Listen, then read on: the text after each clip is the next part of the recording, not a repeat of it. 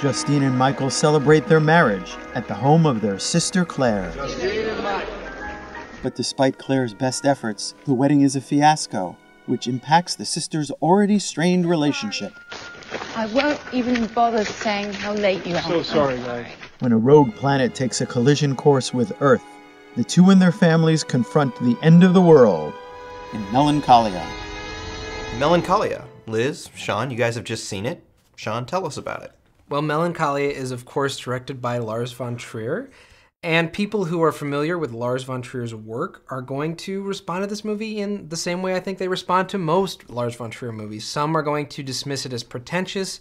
They're not going to understand it. It's going to be too confusing to them. And others are going to praise it as a visionary work, as a masterpiece of imagery. He's a pretty divisive director, and he's one of my favorite directors of all time. Personally, Melancholia is a little bit more tame than I would have liked it to be, but I still think of it as a fine film.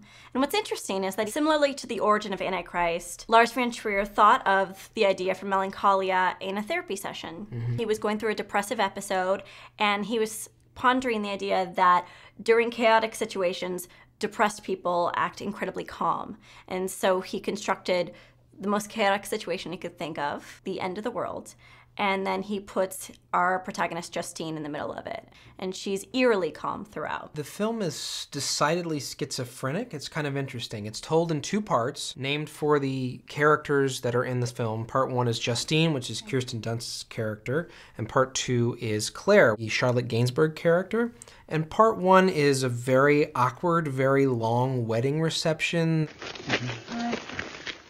Probably taking something smaller, huh? Whose brilliant idea was it you rent a stretch? This is very much not my project, okay? I spent the whole week with the dullest man on earth. Not to mention the most expensive wedding planner on the planet. Okay, so you want this? Yeah, of course. And then part two is this very strange countdown to doom, this possibility of a rogue planet named Melancholia colliding with Earth. And they have the same characters, the two parts. They have a narrative through line. They're connected, but at the same time, stylistically and story-wise, they feel separated. They feel like two different movies. What is interesting about that second part is that in the first sequence of the entire film, we have that rogue planet, Melancholia, actually hitting Earth.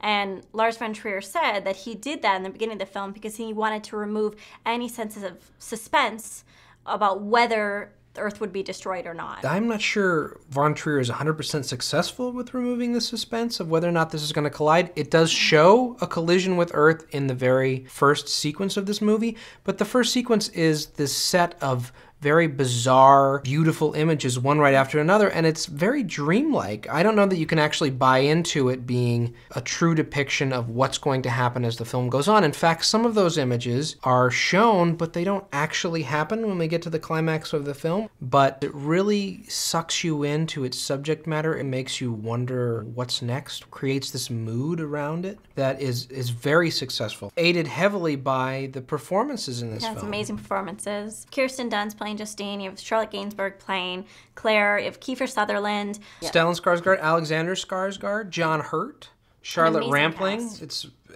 extraordinary. And specifically, Lars von Trier is known for very strong female characters who are basically tortured throughout the film. And that's also the cause of a lot of his relationships outside of making these movies disintegrating. I'm really surprised that Charlotte Gainsbourg came back for more.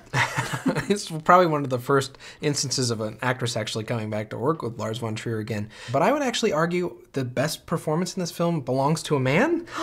Yes, strangely enough. I think Kiefer Sutherland is fantastic in this movie. He plays the most well-rounded character. He plays the character that you can identify with the most. He's the centerpiece of this family that Charlotte Gainsbourg and Kirsten Dunst are a part of, which is a crazy family, a very far out there, emotionally problematic family, and he is able to keep it together, and that's a very interesting character in a movie where things are really going to hell quickly. Is this something that people who don't typically like Lars von Trier's movies could actually enjoy this one? I wish that it had pushed it a little bit further. It had gone to the crazy places that Antichrist went to, because I think that would have made for a more interesting experience. Not for all, but for some. I think if anyone else had made this film, it wouldn't be considered tame. It's just tame for Lars von Trier. I'm intrigued because I don't really know where you guys are going to vote on this one, but I think we should take it to a vote. What do you think? So. Let's do it. Sure. All right. Melancholia is baffling, it's uneven, it's hard to swallow, but it's mesmerizing and not easily forgotten. So I have to say, see it. If you're not looking to be offended, you can sit back and enjoy this lovely, sad film about the end of the world. I say see it. All right, that looks like 2 tickets for Melancholia, which is a see it. Yay! Cheers, guys. Cheers. Yay.